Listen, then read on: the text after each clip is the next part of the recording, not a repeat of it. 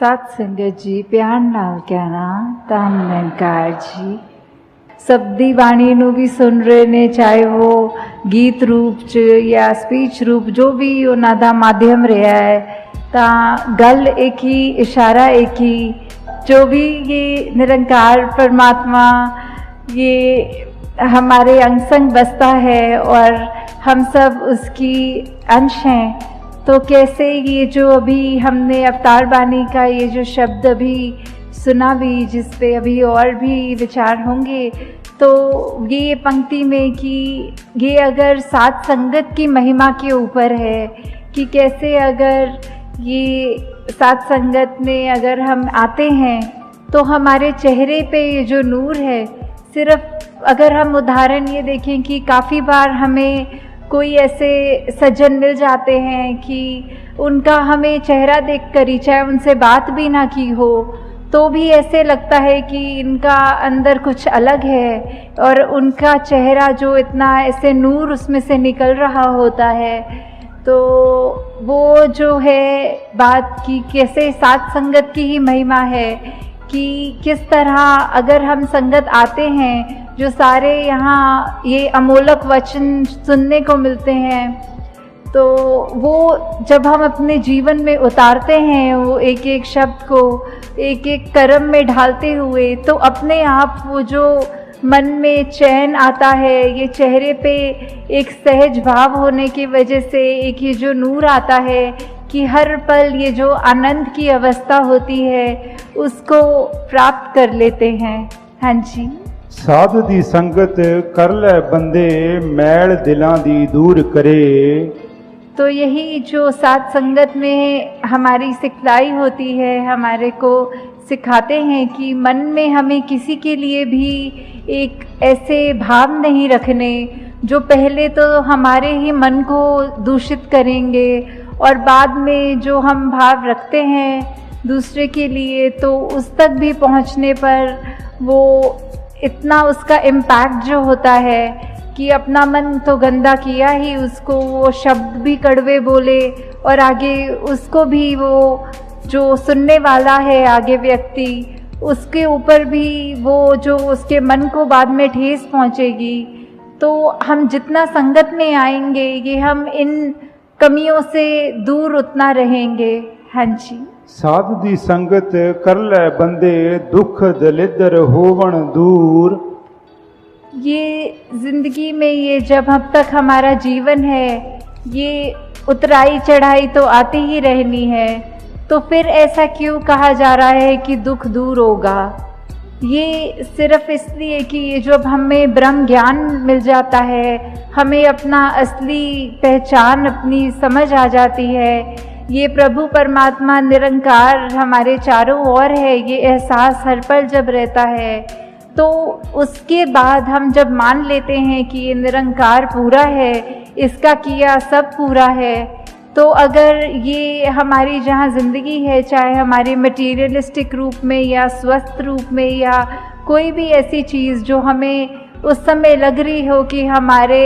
ये अनुकूल नहीं है, तो भी इसमें भी उस सिचुएशन के अंदर भी हमें ये पता है कि तेरा किया सब पूरा है, तो उस समय यही भाव होते हैं कि चाहे ये सिचुएशंस हमारे अकॉर्डिंग नहीं है, पर ये निरंकार की दी गई घड़ियां हैं, ये सिचुएशंस हैं, तो ये भी बिल्कुल ही ठीक हैं, क्योंकि जो निरंकार ने दिया है सब उसमें शुक्राना भाव, वो जैसा भी सिचुएशन है वो हमारे लिए उस समय वो बिल्कुल बहुत अच्छी सिचुएशन है। हाँ जी। साध दी संगत कर ले बंदे जांदा रहेगा मान गरूर।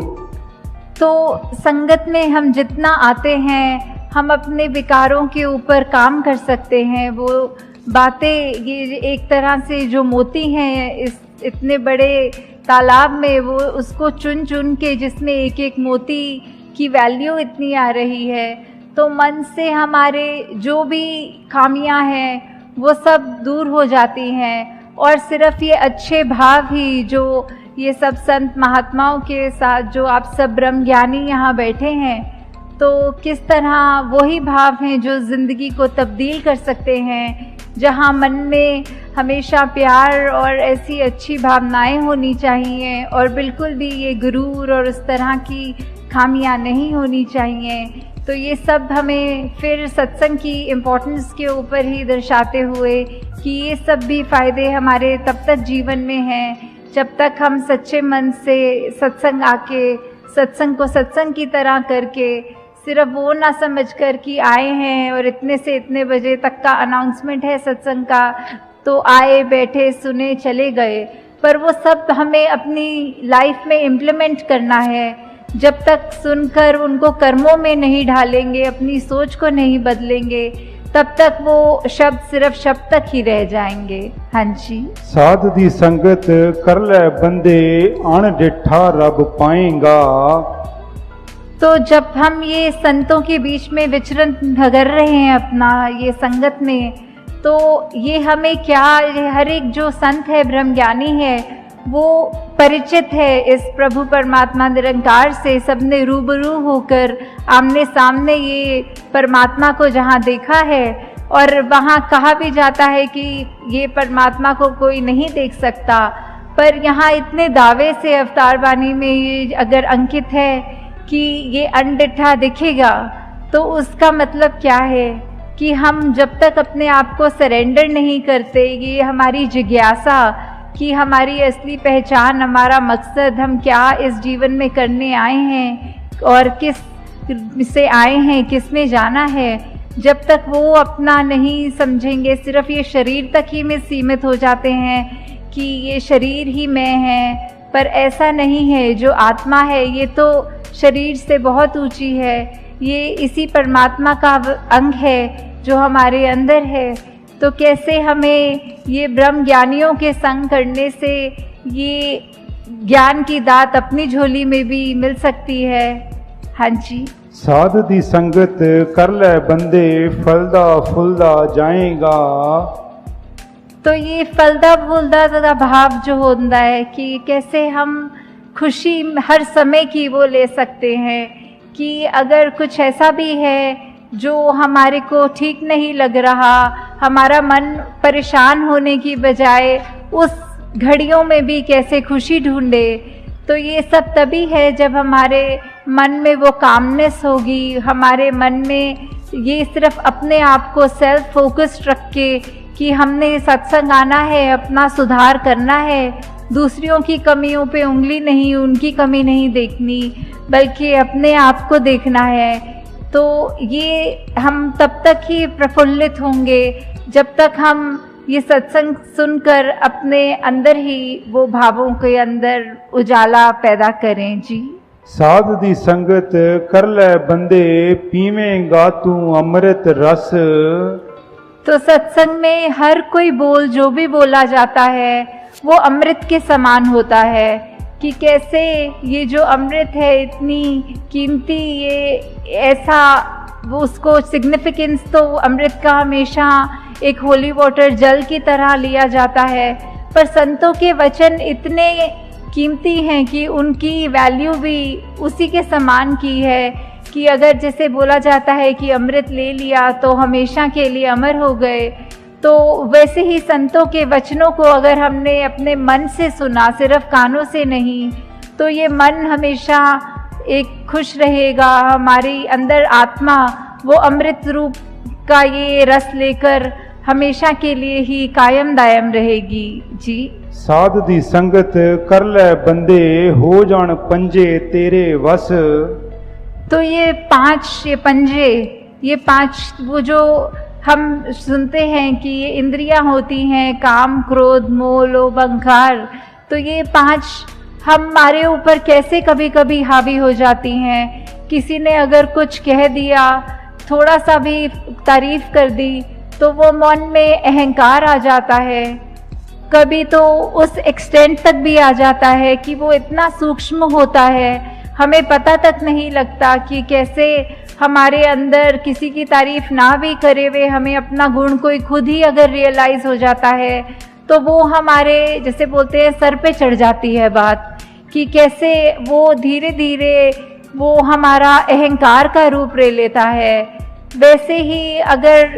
किसी ने कुछ अगर बोल दिया जो हमें पसंद नहीं आई बात, तो हमारा मन कैसे क्रोधित हो जाता है। ऐसे ही ये बाकी भी जो जिक्र हुआ पांचों का,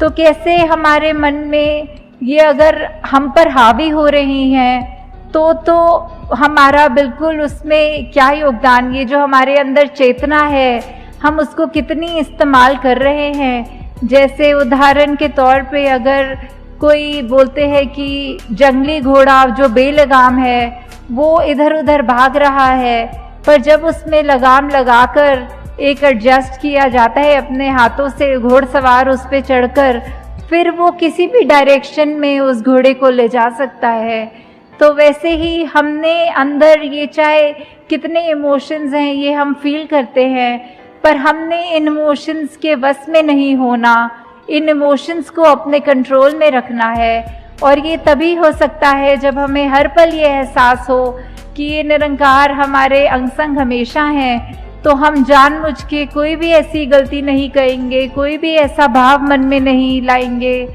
जो हमको ऐसा हावी हो जाए कि हम वो जानवर रूप ले लें, एक इंसान के शरीर में होके मनुष्य तन जो इतने दुर्लभ होता है, उसके बावजूद अगर हम ऐसे अपने अंदर डाल लेते हैं, ये इनको हावी होने देते हैं, तो ये हमेशा ये एहसास रहे, ये भय रहे कि ये परमात्मा ने जिसने हमको ये शरीर बख्शा है, इसकी सोच, इसके इमोशंस जो बच्चे हैं वो हम नेगेटिव की बजाय अपने आप को एक पॉजिटिविटी की तरफ ले जाएं। जी। साध दी संगत कर ले बंदे कायम दिल दा पारा रहे। तो वही टेम्परामेंट की बात आ रही है, ये पारे की बात, कि कैसे कभी भी हमारा किसी स्थिति में जब देखकर हमारे अनुसार वो नहीं चल रही होती तो मन इतना तंग हो जाता है कि फिर हमको अपने बोलों पे भी कंट्रोल नहीं रहता, हमारे दिमाग में इतना गुस्सा भर जाता है कि हम अपने बिल्कुल चैन गवा देते हैं और दूसरों को भी कठोर वचन बोल देते हैं। तो इस पारे को कैसे कंट्रोल करना है, वो जो सहज भाव की बात की, चाहे ये बैलेंस्ड अप्रोच हो एकदम, कि स्थिति वही बात जैसे पहले भी दासी कह रही थी कि कोई भी घटना हो रही हो हमारे साथ, कैसी भी सिचुएशन हो, तो भी एक रस ये अपने आप को बिठाकर कि मन में कि कोई बात नहीं, हमें दुख में बहुत दुखी नहीं होना और सुख में बहुत खुशी नहीं लेनी। तो किस तरह ये अपने आप को कंट्रोल की बात नहीं है, ये वो अवस्था का जिक्र हो रहा है कि सहजता, जैसे एक नदी है वो अपने आगे अगर पत्थर भी आ रहे हैं तो अपने आप को ऐसे वो पानी टर्न